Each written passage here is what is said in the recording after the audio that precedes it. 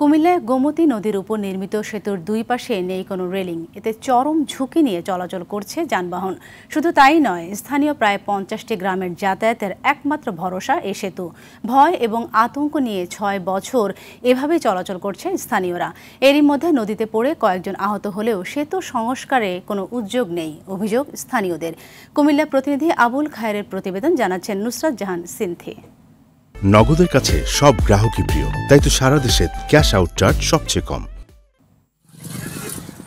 কুমিল্লার দেবিদ্বার উপজেলার সুবিল, ফতেবাদ, রসুলপুর সহ আশেপাশের প্রায় 50টি গ্রামের কয়েক লাখ মানুষের উপজেলা সদরের সঙ্গে সংযোগ স্থাপনের একমাত্র ভরসা গোমতী নদীর উপরের এ সেতু। গুরুত্বপূর্ণ এই সেতুর দুই পাশের রেলিং ভেঙে গেছে কয়েক বছর আগেই। এতে প্রতিনিয়ত ঝুঁকি নিয়ে যানবাহন ও পথচারীদের চলাচল করতে হয়। আমি যখন ওই পার থেকে এইবার স্কুলে যাই, তখন রেলিং পার হইতে আমার ডর লাগে। এক সময় প্রাইভেট পড়তে যাই, ওই সময় যাইবার সময় দুইটা গাড়ি ওভারটেক করে, ওই সময় আমরা চলাফেরা খুব সমস্যা হয়। আমরা যখন ভাই একটু গাড়ি চালাই, তখন আমরা একটা টাকা রাখলে আমরা অনেক ভয় লাগে, কারণ কি এটার গ্রিল নাই, তো অনেক সময় গাড়ি করে দেওয়ার সম্ভাবনা আছে।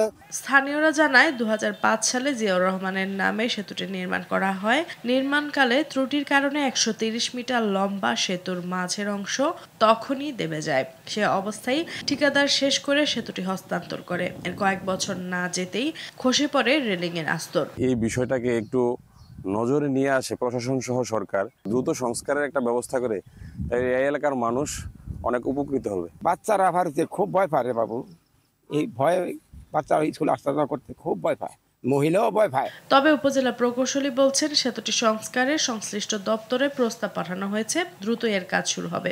খলিলপুর ব্রিজ তো আমরা মেজর মেইনটেনেন্সের এস্টিমেট করে হেড অফিসে পাঠাইছি আর কি। অনুমোদন এখনো পাই নাই, অনুমোদন পাবো হয়তো সামনে আর কি। আপাতত চলার জন্য চেয়ারম্যান, ইউনিয়ন পরিষদ চেয়ারম্যানকে বলছিলাম, উনি কিছু একটা করে দিবে হয়তো বা।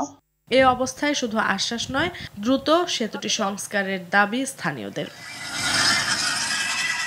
নুসরাত জাহান সিনথি, RTV।